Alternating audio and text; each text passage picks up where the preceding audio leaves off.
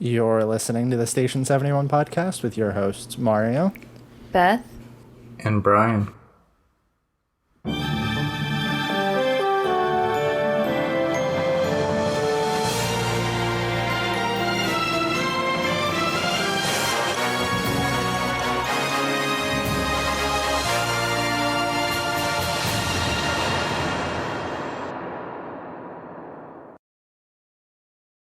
So this week, I'm going to turn it over to Beth with the news because I am super underprepared.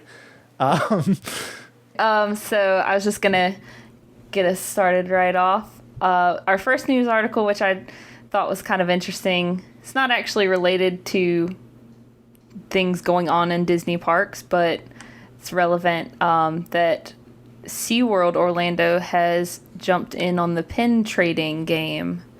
So I guess they were noticing all the money that Disney was making off of their pin trading and decided that they were going to get in on that, which I think is really interesting because SeaWorld's attendance and profits are so low and just keep declining. It's like, it makes sense that they would do it in a way because they're trying to bring in more revenue, but then it's also like, I think you kind of missed the mark on this one, you know?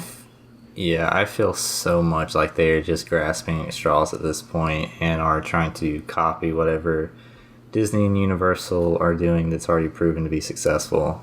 Mm-hmm. I mean, I don't know if this was the first year, but I know they started doing, like a food and wine type deal there, and I don't know, I feel like they don't have as many rides as Universal for people that like big rides. They don't have the nostalgia factor or like the theme telling that Disney has. I don't understand how like they're gonna come up with pin designs to fill this out either. Like this, it's kind of sad almost. Yeah, I agree. Well, and you kind of got to remember that they had that whole controversy with Blackfish a couple of years ago. Right. So they're really probably trying to do whatever they can to pull anyone back in, which is sad. Mm-hmm. But it's like, how much money can you possibly make off pins? It's not going to be enough to save the company. Right. It can't be. Well, and the funny thing is Universal also has pin trading too, but it's not as successful as Disney's. So I think it's just kind of maybe something to throw out there and see if anybody bites it. Yeah, and I think that the like enamel lapel pin trend is like super popular right now in general. I know, like me personally, I have a ton of pins that aren't Disney related at all, and they definitely aren't Disney branded. I have a few that aren't Disney branded, but they're still Disney related. But all these creators on Etsy and other sites like that are making their own really cool pins, a lot of them. So it's possible that SeaWorld was also looking at that and thinking that it was time that they got into the game, but I don't think anybody's biting. I don't know. I guess we'll see. So moving on, our next two topics are not really news per se, they're more so rumors. So, of course, there was some talk about, this has kind of been going on for a little while, that there is going to be an Indiana Jones land at Animal Kingdom. The rumor is that it's going to be replacing Dinoland USA, which I know some people, not mentioning any names, wouldn't be too sad about that. That's me. I'll admit it. That's me. But I do think it's interesting that, the whole idea of this. Me personally, I don't really see that Indiana Jones being like a super popular thing anymore. So I think it would be weird if they totally scrapped this land that everyone's familiar with. Yeah. For something like that. There's plenty of people that don't like Dinorama, but at the same time, I think you're right. Indiana Jones, I don't feel like has as big of a fan base as it used to, and I certainly don't think it fits in with the theming of Animal Kingdom. Yeah. So they are coming out with a new Indiana Jones movie. So they are still trying to keep it relevant, but the last one wasn't nearly as good as the older ones. Yeah, I heard it bombed. Oh, it was, I didn't see it, but yeah, I personally would be sad. I wish that they would just do like a Dinoland refurbishment and just like spruce it up, and I don't know. I like the theming of Chester and Hester's, but I think it'd be cool if they put in Got some rid of it? no. If they put in some more interesting rides, I guess. Yeah. Just continue with the story. Chester and Hester, the roadside carnival made enough money that they were able to get some nicer stuff put in it, Yeah, definitely. That could totally work. I just, I don't know, we were talking about this earlier, and the only thing that I see really being like a major plus for this is the fact that Indiana Jones is the same ride system as Dinosaur, which would suck because I kind of like Dinosaur and all, but Chester and Hester's is so weak to me. I'm sorry, guys.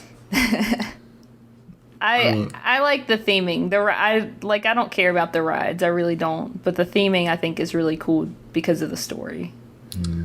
And we touched on this a couple weeks ago, I think, and that's kind of the downfall with this is that if they come in there and do anything different with Dinosaur, it's kind of a package deal because as much as I love Chester and Hester's Dinorama, it can't stand on its own. Like without Dinosaur being there, it makes no sense for it to be there. So right, if they do anything breaks to the story. Exactly. So all right. So let's round it off with another rumor that the replacement for Illuminations is close to completion, which I didn't know that it was really rumored. Like I assumed that Illuminations was going to get replaced at some point, but I didn't know that it was like a, I don't know, pressing rumor.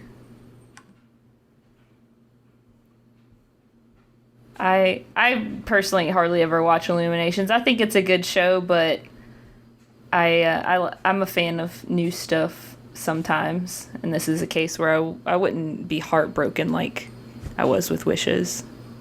I mean, we've talked about EPCOT and how it's the park that needs the love right now. I will be like one of the bigger advocates for Illuminations when that goes, and I say when because it's definitely inevitable. That show's been around for like 19 years. It's definitely time to get something new in there. It's definitely much needed. And even though I really do enjoy the show, I think it's definitely time. Yep. But the question is, what do you think they would put in there? Like, I feel like they have to do something on the lake. They have to do, like, something similar at least.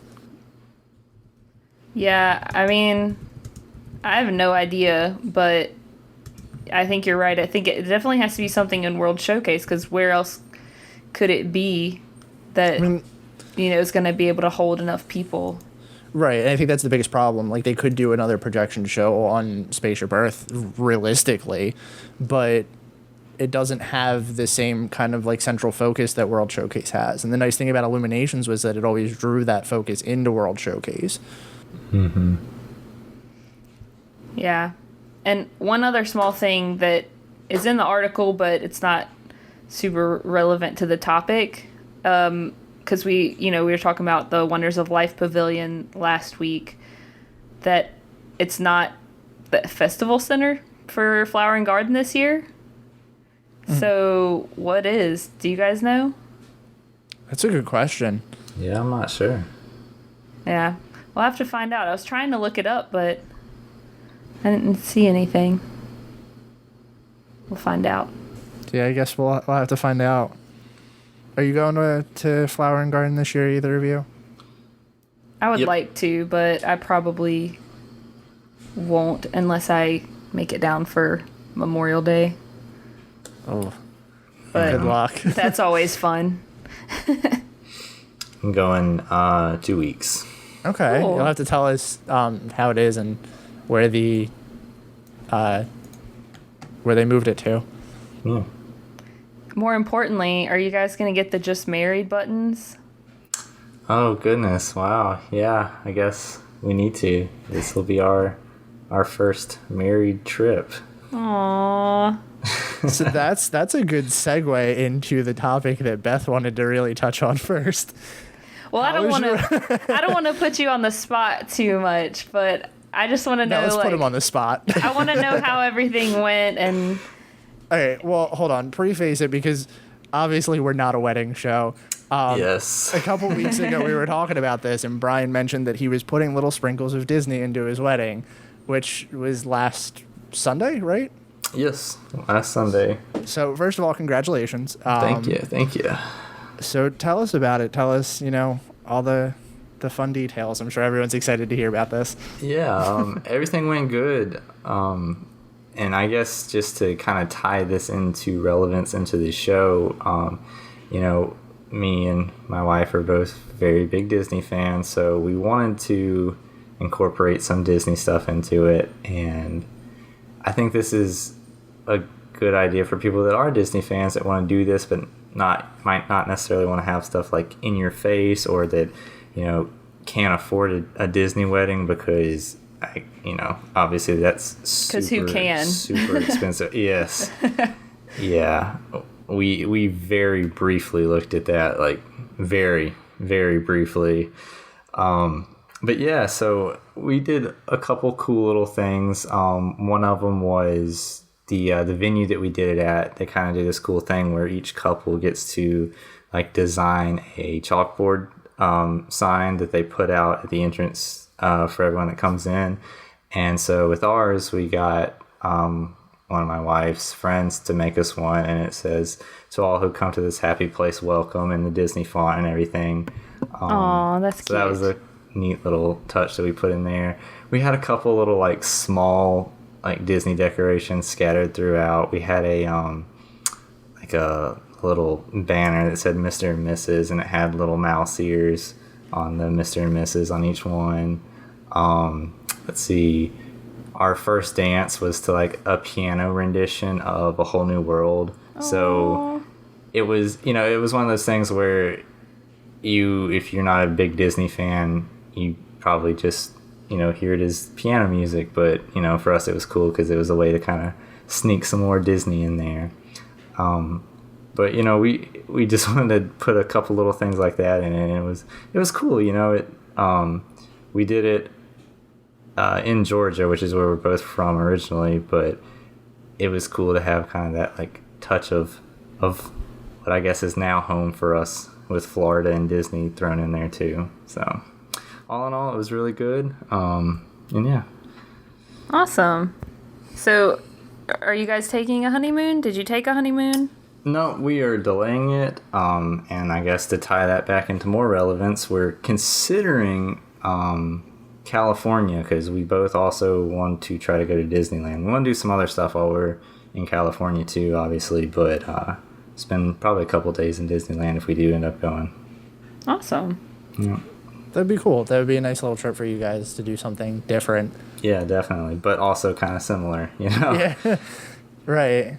Yeah, the idea of Disneyland for me is like super exciting because it's like I feel like I would kind of know what I was doing, but it would all be kind of fresh, and I don't know, have to still like do a lot of planning. Yeah, because, when we looked into it a little bit, I was like, it's funny that, I feel so knowledgeable about Disney World and, would be very comfortable at giving almost anyone advice, as far as making a trip and everything, but I feel very lost, looking into the stuff at Disneyland. I'd have to do a lot of research and get some help from some other people if we do end up doing that. Nice. It's gonna be really interesting trying to plan that, because you're gonna be like, oh, I know this, but I don't know this. Right, I know. I feel like I wouldn't be able to map out like where I want to go because stuff's not located the same stuff in the parks and everything. And yeah, I mean, as far as like California Adventure, I wouldn't even have any kind of reference to go on with that. So eventually, even if it's not for the honeymoon, I would love to hit Disneyland, one time at least. Yeah, I'm trying to make a trip happen this year. I said that last year too, so this year hopefully it'll actually happen. It's funny because that's like exactly what we said this year was, oh yeah, because my mom really wanted to go, so we were going to go with my parents, and that just never happened. Yeah, the idea of it is like really exciting, but also kind of terrifying because I have horrible sense of direction. And that, after years of going to Disney World, I finally know my way around. But Disneyland is like gonna totally mess me up, and I'm just gonna have to learn it all over again.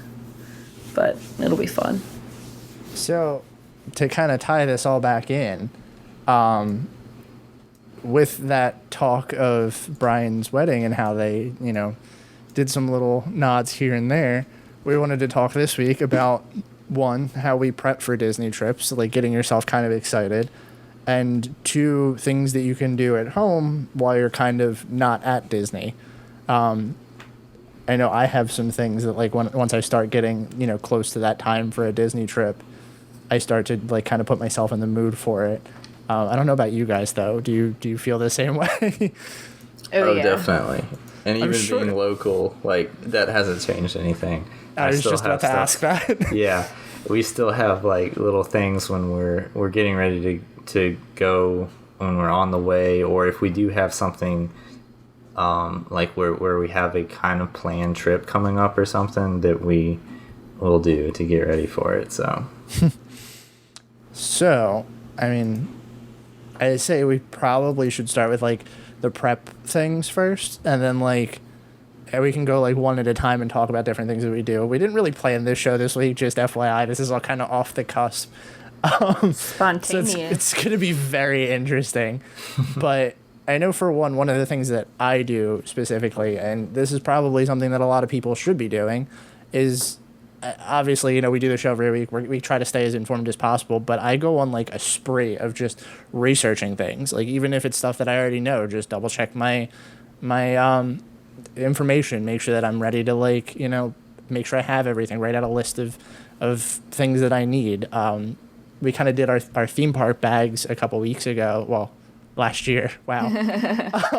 More than a couple weeks. Yeah, more than a couple weeks ago. But like, I kind of go on this little binge of like, I have to research everything again and like, look everything up and make sure that I have everything ready kind of stuff. So there's a good solid like 2 weeks before the trip where I'm just like, is it time yet? But I also have to stress packing and everything, which I think everybody kind of does.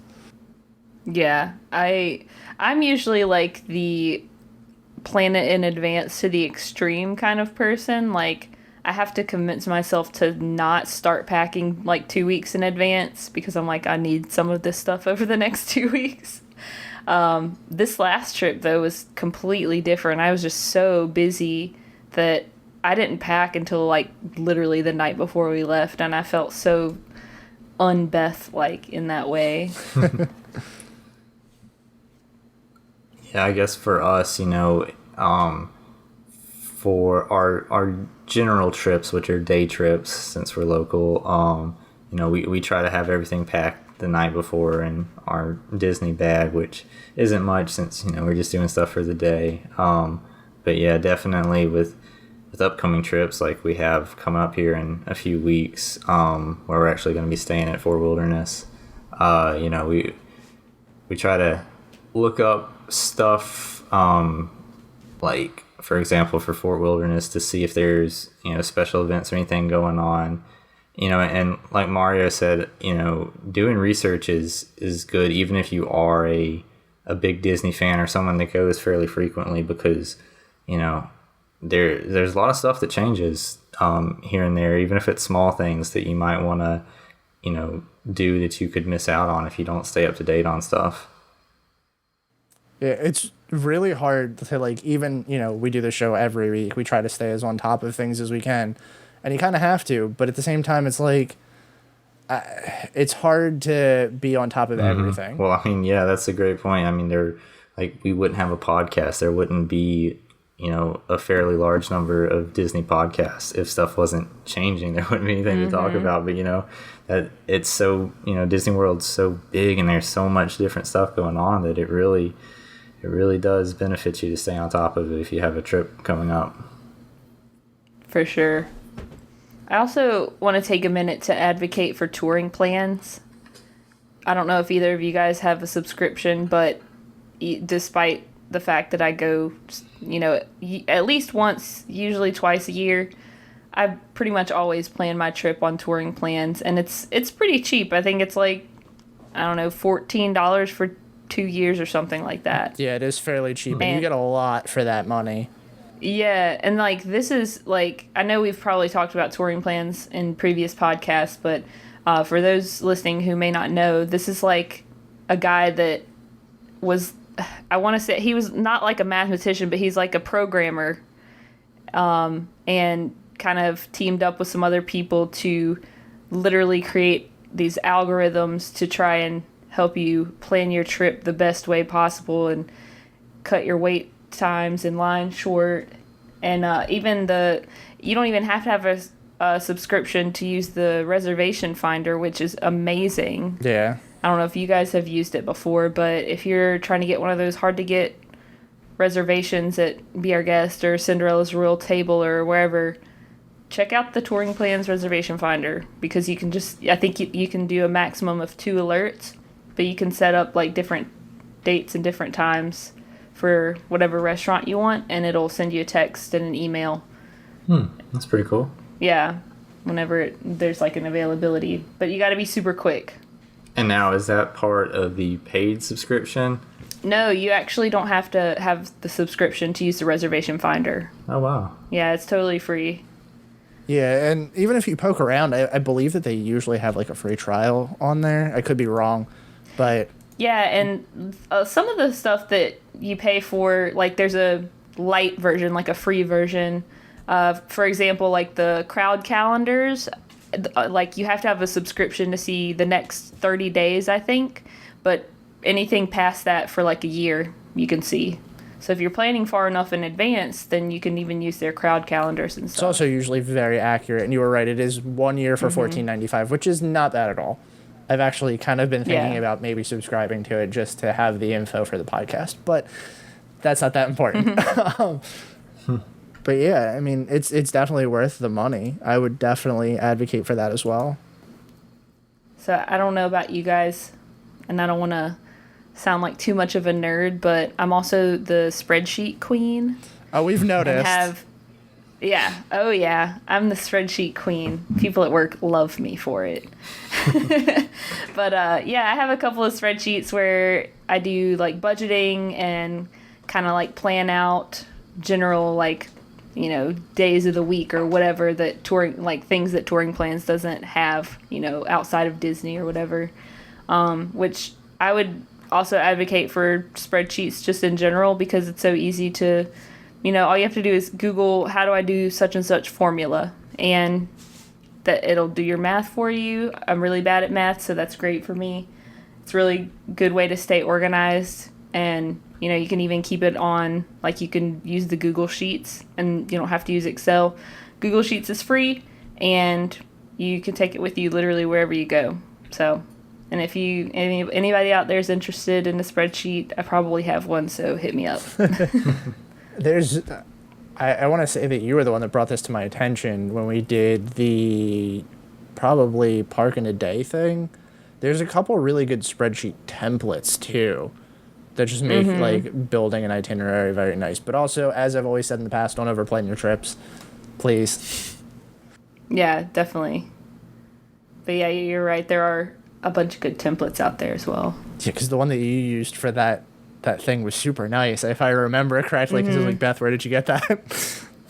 Yeah, that one, I was very impressed by that one. Obviously, I didn't make it. I just modified it a little bit, but it had a bunch of kind of behind-the-scenes formulas where, you know, you select your hotel as Port Orleans Riverside, and then any other day of the week, if you put that you're, like, having a resort day, from, like, they have, like, all these little drop-down boxes, you put I'm having a resort day on this day, and the like Port Orleans Riverside logo will like pop up on that day, and it's really cute. Nice. It's just aesthetically pleasing. It's really nice.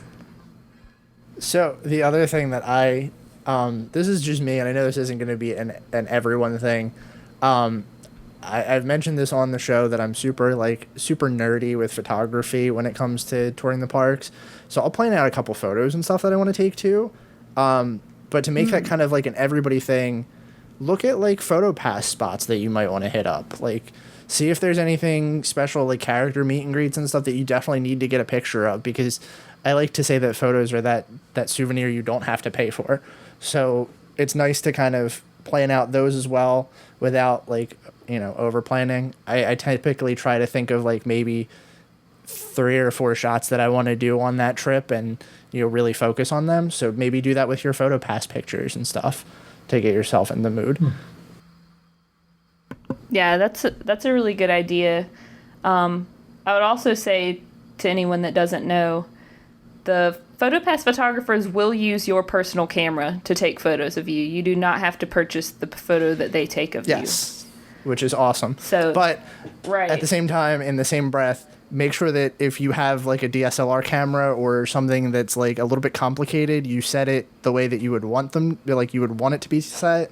Because just put it on auto. I mean, yeah, do whatever you think is best for that situation, because they know how to take pictures with their cameras, but they don't really know how to take pictures with yours. Not all of them are like professional photographers. Most of them are not. Yeah, most of them are college kids. Right. But on the kind of the same vein, if you don't have a nice camera, or, if you want them to take photos on your iPhone of, your family in front of Cinderella Castle, that's totally fine.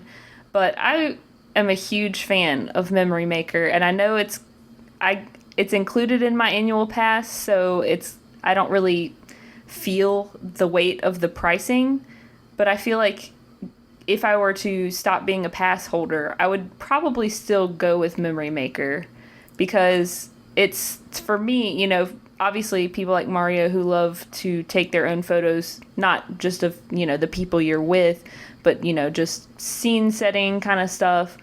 It makes sense for you to take your own camera. But for me, I'm more focused on like going from place to place and not feeling super weighed down. So for me, Memory Maker is really convenient because I like having photos, but I hate lugging my camera around the park.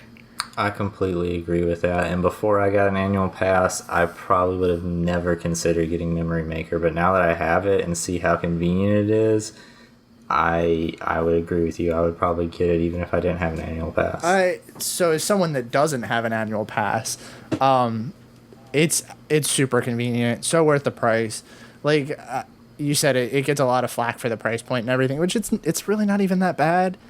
But we did it on our 3-day trip. We didn't do it on our every other trip we did before that, and it was the best thing that we could have done, because you're so busy running around, so busy doing all the things you want to do. You don't really realize how many PhotoPass spots there are, or how many like special event photos you can get. Even just having it for Not So Scary alone made the price point so worth it. Mm-hmm. Plus, ride photos are not something that PhotoPass photographers can take. That is very true. On your personal camera, so. I mean, you could, and videos too. Could theoretically take a picture of it, but that's just awful, and don't ever do that. I don't. I mean, I've definitely, before I was a pass holder, I've definitely, snuck a photo or two before, but it's always terrible quality, first of all. And second of all, there are rides now that don't give you the option. You just have your magic, like Seven Dwarfs Mine Train, you just have your magic band on, and literally by magic, it just links to your account. I don't understand how they do it at all, and I don't want to know, because it truly feels magical. But you just go onto your PhotoPass account, and your photos and videos are just there. You don't have a thing that you can put your magic band up to, or your key to the world card up to. So that's a photo that, unless you buy it, you're not getting it. Mm-hmm. And I feel like that's probably the way that they're going to go in the future. Just, I think it makes it a lot easier for people to not have to worry about, like, oh, did I remember to swipe my Magic Band against the thing for the photo? Plus, it kind of gives them, like, a vantage point for, like, hey, buy Memory Maker, buy photos. Mm-hmm. And not that this is a super common thing, but another plus that I experienced personally was after riding Expedition Everest one time, our picture didn't show up after we got off, and it was kind of disappointing. But because it does use the RFID technology, a day later, the picture just happened to pop up in our PhotoPass. So even though it didn't show up on the screen outside and allow us to scan our band to link it with our account, it did it on its own later. So that was cool. Nice. That's cool. Mm-hmm. I'll also say that we can post the link in the show notes for this if you guys want to. But if there is a situation where you don't see your photo come up and after a few days it does not show up on your PhotoPass account, there's actually a site you can go to where it's like a Disney, part of the Disney World website, and you say, this is the day that I was at this park around this time, and a general description of the people in the photo. And I don't know how they have time to do this, but it happened to me for Frozen Ever After. I just never saw the photo, and I was like, this is the only time that I'm going to get to ride this probably for a while, so I kind of want the photo. And I sent my information in, and maybe less than a week later I got an email saying, like, hey, I think we found your photo, and sure enough, there it was. That's crazy. Oh, I'm picturing some poor intern just like pouring through pictures for hours and hours every day. But it's a college program, kid's job. Right. I did not move here from California for this. It's funny. So, do you have any like unique things that you do, Brian? As far as getting ready for a trip? Yeah. As far as like straight planning stuff, not other than what we've kind of touched on already. Certain stuff that I do just to kind of like get in the mood for a trip is definitely anytime that we are on the way to Disney, our playlist consists almost entirely of Disney songs. I think that's an easy one. Anybody that's got, like Spotify or Google Play or whatever, there's tons of Disney playlists on there. Something you can listen to. There's also, oh my gosh, they did a collection of them. Why am I drawing a blank? But there's a Disneyland version of the CD, and it's got a lot of the classic attractions, which the ride music is typically similar on, like the Pirates of the Caribbean music, Haunted Mansion stuff. It's all pretty much the same. It's the Legacy Collection, Disneyland. You can buy it at pretty much any Barnes & Noble. It's got like a nice little book and everything in it too. So I wanted to throw that one out there while you were talking about music. Oh, cool. But anyway, sorry, continue. But yeah, we listen to podcasts, obviously anyone that's listening to this also does that, so there you go, you already got one knocked off the list. Yeah, I mean those are two big ones. We like to watch some of the channels on YouTube. There's tons and tons out there. I guess some of my favorites, I really like Raw Plays, and we watch the Tim Tracker a good bit too, so I feel like a lot of us watch him. Yeah. Hey, that's a good one. I like the idea of watching YouTube channels and stuff because there's a lot of like really underrated ones too. Like, for sure. Gosh, why am I drawing a blank on the ones that I look at? Rob Plays is a good one. Tim Tracker's a good one. I have a friend and their families moved down there from New Jersey. They started a vlog, so I guess I'll give them a little shout out. Their channel's Theme Park Ohana, I think is what it is. But stuff like that where you can see the insides of the park is nice. But off of that, I also think that, a really popular thing people do that I definitely do is watching Disney movies. That's a really easy way to get super prepped for that. It's definitely a good one. What are some of your favorites to get you in the mood for the parks? We like to just go on a spree of watching all of our favorites. Most of the ones that I like have really crappy representation or aren't represented in the park. The Lilo and Stitch is my favorite. I mean, we've talked about that one. I'm a huge Stitch fan, so love watching that before we go. And Hercules is my other Disney favorite movie, so crappy and non-existent in the parks. Yeah. Rooting for the underdogs. Pretty much. I was just gonna say I would love to see a Hercules attraction in the park. That'd be awesome. That would be great. I was just gonna say I guess I'm a rarity. I don't really watch Disney movies to prepare for, like, to get kind of hyped for a trip. Partially probably because I have a really short attention span and it's hard for me to sit down and watch an entire movie unless I'm in a theater. But also because when a Disney movie comes out, I usually watch it so much that by the time I'm going on my next trip, I'm sick of watching it. I was actually just commenting the other day. I have like a whole shelf of Disney Blu-rays and I haven't touched them in forever. And I was like, maybe I should watch one of these movies because, like, this is hundreds of dollars just sitting on a shelf doing nothing. We had this discussion a while ago about Disney Movie Club, and while I still will be a huge advocate of it, like, I have to say it's been the best and the worst thing ever because I get so many Disney movies and it's so exciting, but I have so many movies that have come in from that are still wrapped. Oh my god, I've literally accidentally bought multiples because, like, from one year to the next, I'm like going through getting my 5 Blu-rays for $1 and I'm like, oh, I'm gonna get this one, and then it comes in and I go to put it on the shelf and I'm like, I already have this one. I had to re-gift my copy of Finding Dory that I got from Disney Movie Club because I forgot that it was the feature movie, and I saw it in Target in like a steelbook thing, and I was like, oh, I gotta get this. This is gonna be awesome. And I bought it, and then the next day it came in the mail. I was like, oh no. Oh my god. Yeah, I just got an email actually, like the day before yesterday. It was like, here's a special offer. Come back to Disney Movie Club and you can get 5 Blu-rays for $1. And I was like, well, you know, I'll see what movies they have up there. And they did not have Coco yet. I know it just came out a couple days ago on Blu-ray, but I'll probably sign back up whenever they get Coco on there, to be honest.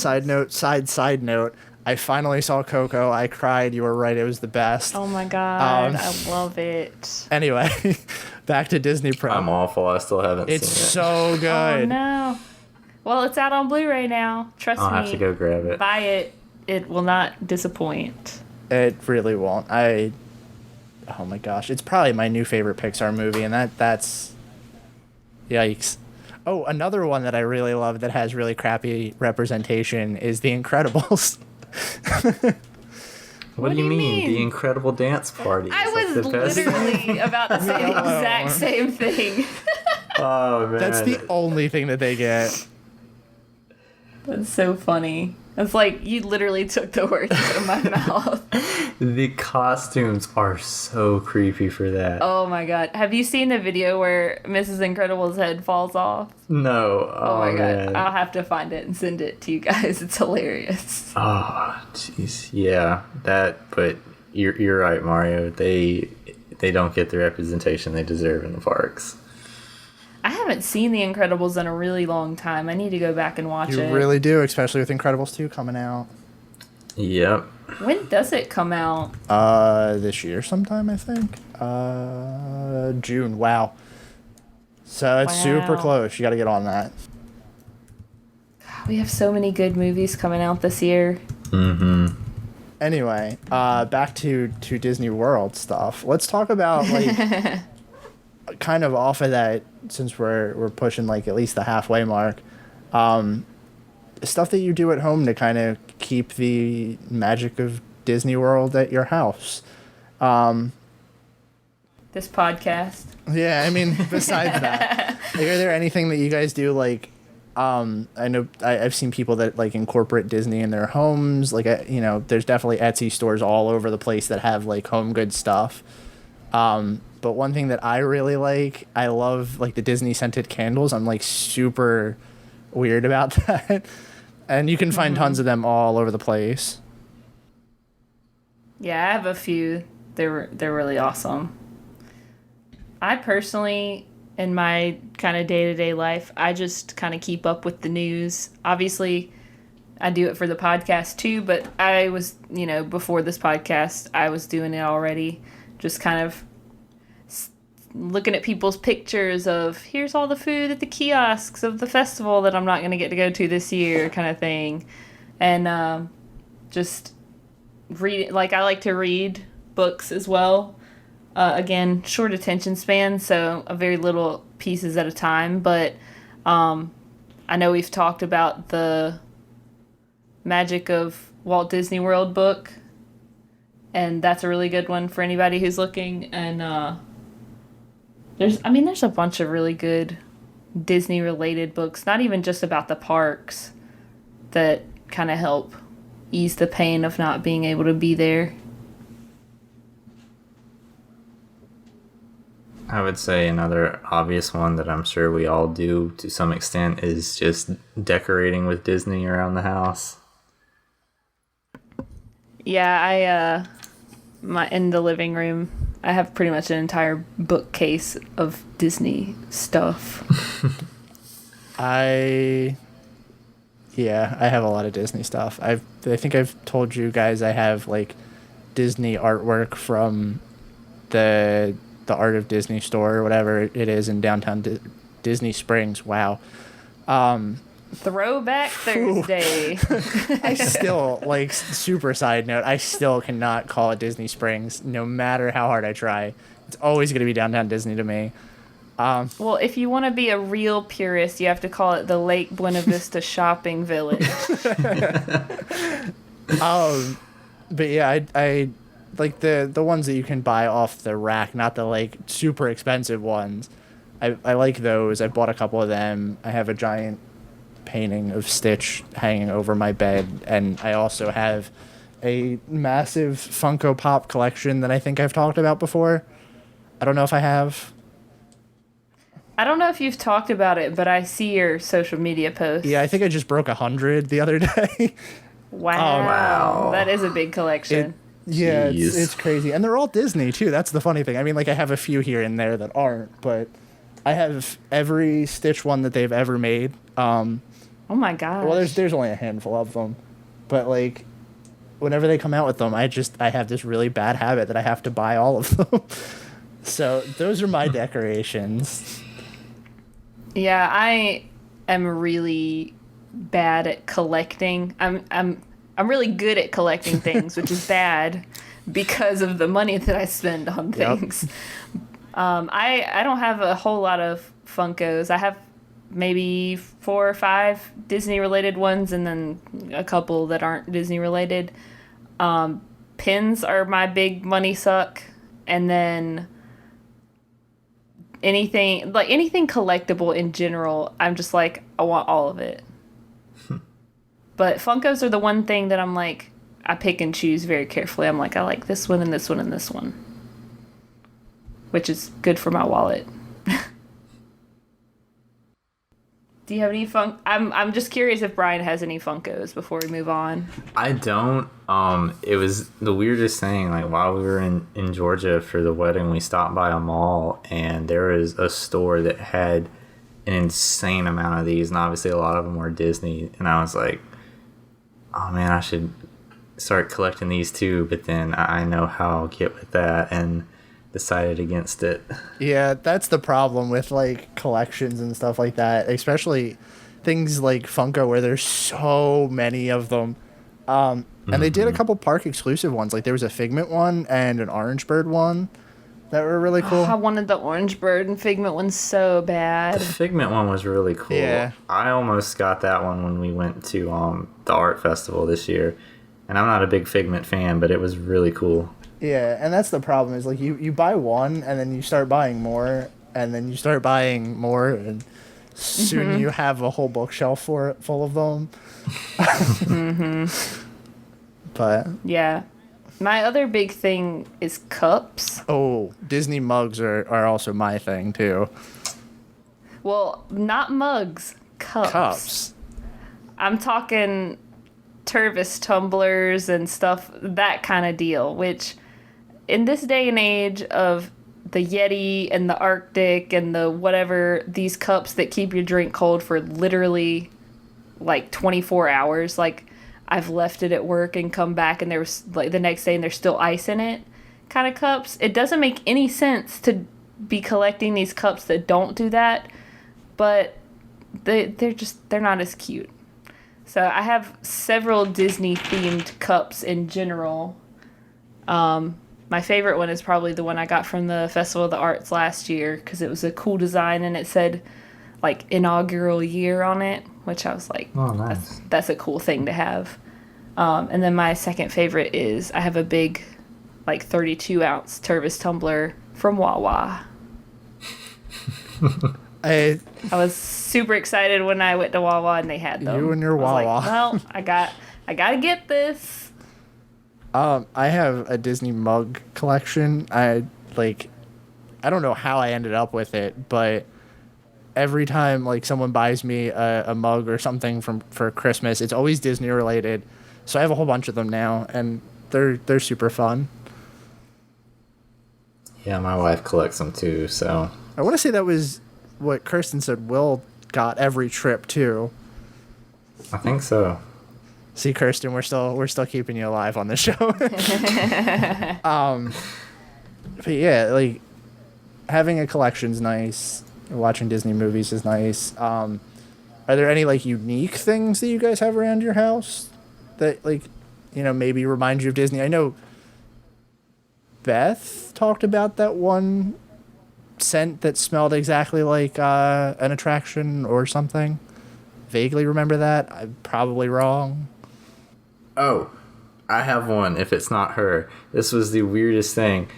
We were driving in the car and wife gets a thing of hand sanitizer out and puts it on, and I'm driving and like I know they always say that, scents have a really strong connection to your memory, but like it all of a sudden like I smelled it and I was like, oh my gosh, that smells exactly like the scene in PhilharMagic when they pop open the champagne and they blow that scent in your face, and it's from Bath and Body Works. I know exactly what you're talking about because my girlfriend has the same one. Thank you.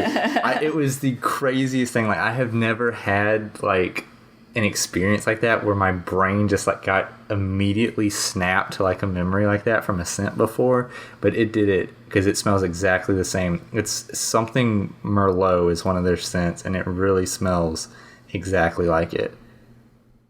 Well, I'm failing the girl game. I need to go to Bath and Body Works and get it. I don't remember specifically me talking about a scent, but I do know that I have one of those little essential oil diffusers, and the first time I put the orange essential oil in it, I was just like, oh my god, it's the Old Soren. Rest in peace. And that was really nice and nostalgic. I'm trying to think of other I thought it was like a I'm sure I have some. perfume? Maybe it was something, I don't know. Maybe it wasn't an attraction. Well, Kirsten talked about the perfume from Norway. That's what it was. Maybe that's what you're thinking. Yeah, that's what it was. I can't even remember what that was, but I know that we had talked about it, and that's what kind of sparked my memory was maybe there was something unique that you guys thought of that made you think of Disney or, whatever.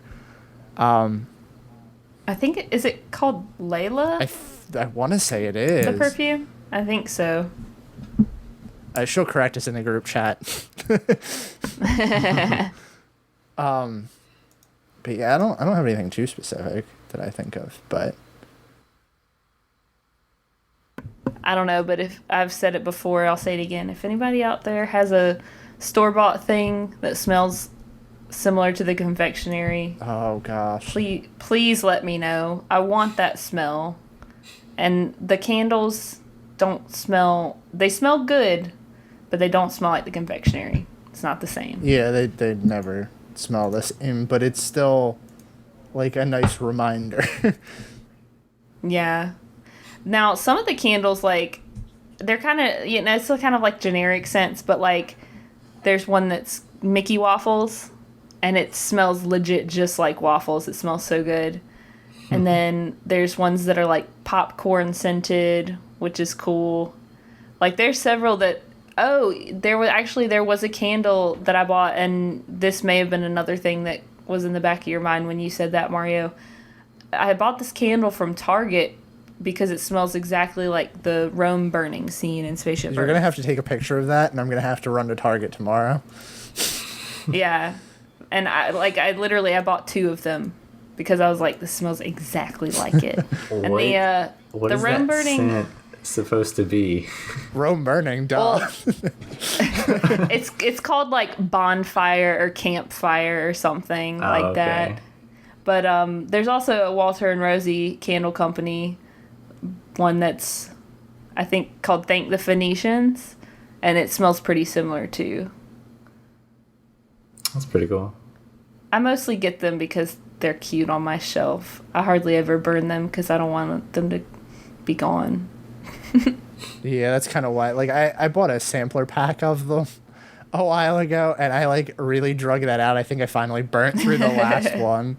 This was like a year ago too, but those are super fun. I like those. And then kind of like we touched on earlier, I like to browse. Like, I don't often buy from Etsy, but like it's nice to browse some of the stuff in there because there's a lot of cool like theme park creators on there, and Instagram too. Instagram's gotten a lot of them lately. But it's always fun to browse their stuff, see some of the unique like ears that people are making, different shirts and stuff. There is a company, and I'm gonna have to look it up and try to find it, but they make buttons like the ones that you get at the park. Yes. That's like I'm celebrating, but they're like different like trendy things, and they're so cool, but I can't remember the name of the company off the top of my head. Wait, I'm gonna try to look it up. While we're on this, because this is just the super off-topic show this week. Can we talk about how Disney World is releasing a purple wall magic band? Like, where did that come from and why? Oh my god, it's awesome though. I want it. I love that they're embracing it. It's just so funny because it's like that was such a like, there was a thing, and like everyone that really enjoyed like the social aspect of Disney parks was like, oh yeah, I know about that, or like if you looked on Instagram, you knew about the purple wall. But it's like the fact that Disney just comes out with a magic band that says "Meet me at the purple wall" is just so funny. Yeah, it's super cute. I also want to give a shout out to this pen company, going back to the pen thing. It's called the Enchanted Thoughts Club, and they have a little series of Disney walls, and it's like a Mickey shaped pen, and there's one for like the bubblegum wall and toothpaste wall and like the Rapunzel bathrooms and the You Are Most Beautiful wall and Animal Kingdom, and they're really cute. So if you're into that kind of thing, go check it out because I bought 2 of them. I feel like I'm behind on my Disney park walls, but what is the toothpaste wall and what is the bubblegum wall? Is the bubblegum one the one that's like the pink and purple one? Yes. Okay. So, and then the toothpaste, it's in EPCOT, I believe. It's like bluish and greenish, like mint green. Yeah, it's at EPCOT. I can't remember exactly where, but yeah. And they also just, side note, came out with one that's in production that I pre-ordered. It's a Dole Whip in a teacup from the teacup ride. Oh, nice. It's really cute. Are there any other ones that you frequent or check out? I know, I want to say Kirsten was our Etsy person, so it's kind of weird to have that question come up while she's not here. Whenever I go on Etsy, I kind of just search for a general term and see what comes up. But I found the company that makes the buttons. It's called Parkbound. Ah, okay. I think I've looked at them. And they're like the same size as the I'm celebrating or happy birthday buttons or whatever that you would get in the parks. And they are like stylistically super similar. But they have like, there's one with Rapunzel and it says best day ever. And this I'm looking at the website now. They just came out with one for Flower and Garden that says a violet lemonade and flower crown kind of day. Oh, goodness. But they're super cute. And then they even have ones that say, I'm celebrating whatever. And there's like, I'm celebrating Dole Whips. I'm celebrating Mickey Waffles, whatever. I've seen those. They're super cute. Yeah.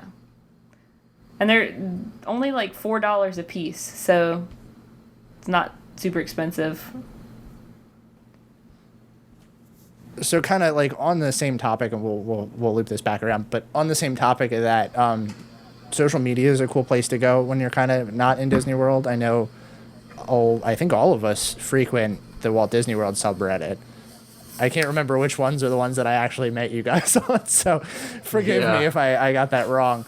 No, that was it. But I mean, there's a lot of places that you can kind of like get in touch with people that share the same passion for Disney, and meet people that are maybe creating some stuff, meet some people that share your love for Disney and talk about it. The cool thing about the subreddit for Walt Disney World is that people are always asking for touring tips and stuff, so that's a nice place to kind of get your fix and talk about what you really like about the parks, or what you would do if you were in that person's shoes. Yeah.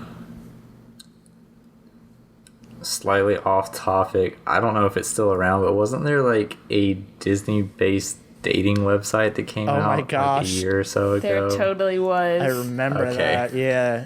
Oh my gosh. Does anybody remember what that was called? I don't remember. Mouse Mingle. Oh my goodness. That's a great name.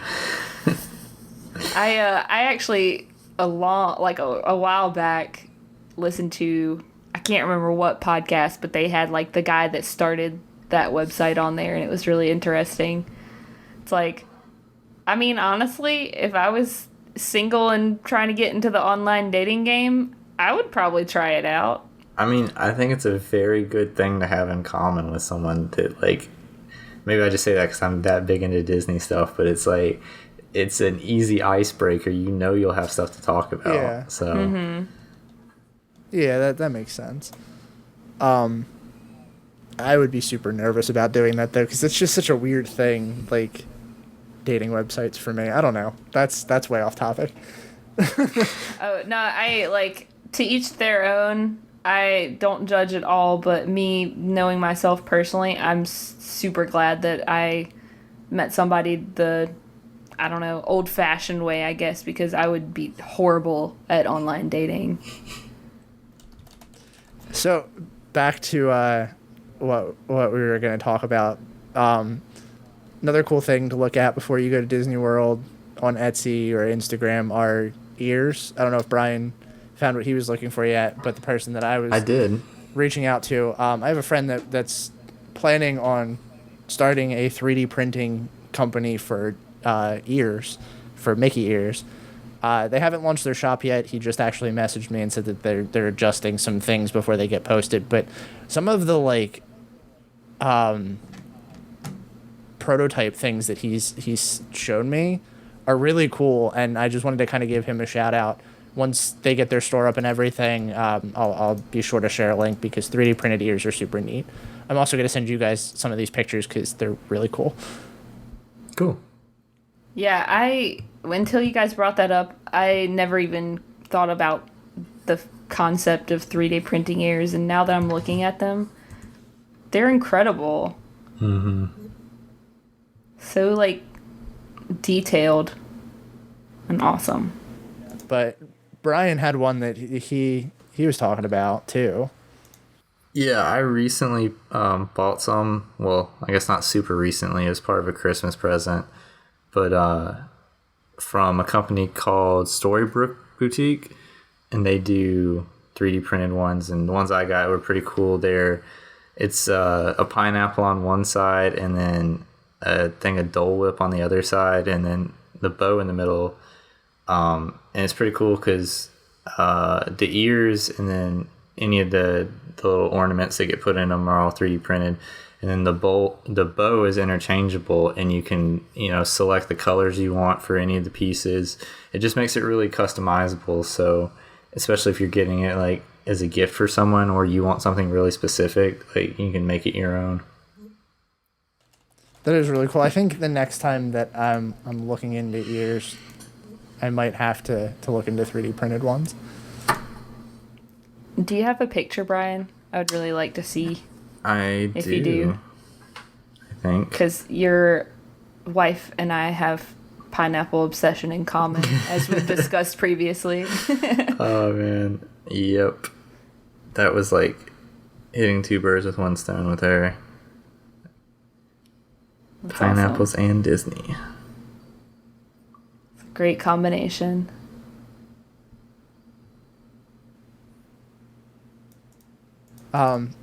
So is there anything that you guys wanted to talk about before we tie up this week? Because we're getting close to an hour with our nonsensical Disney show this week. It's the grab bag of Disney topics. Also, because Kirsten just responded to me while we were talking about 3D ears, we were sharing photos in the group chat that we have on Facebook, and she messaged us and said that she also has 3D ears, and I wanted to give Kirsten a little shout out and have her on the show with us for a moment. She said that she got hers from Imaginext ears, and she said Aloha Isle is another one that she looked at. So I just kind of wanted to give Kirsten a quick shout out. Kirsten, hello, we miss you. Come back and visit. But was there anything else that you guys wanted to talk about before we tie up this week? I think I'm good. Yeah. Then that's going to do it for us this week, guys. Thanks for joining us again on another episode of the Station 71 podcast. If you like what you heard, be sure to subscribe to us on iTunes. Leave us an iTunes review as well while you're there. We'll be happy to address your questions, comments, concerns on the next episode. If you want to get in touch with us, you can find us on Facebook at facebook.com/Station71pod. We're on Twitter at Station71pod, Instagram at Station71podcast, and you can email us at Station71podcast@gmail.com. Thanks for joining us again. We hope you enjoyed your ride, and we'll see you real soon.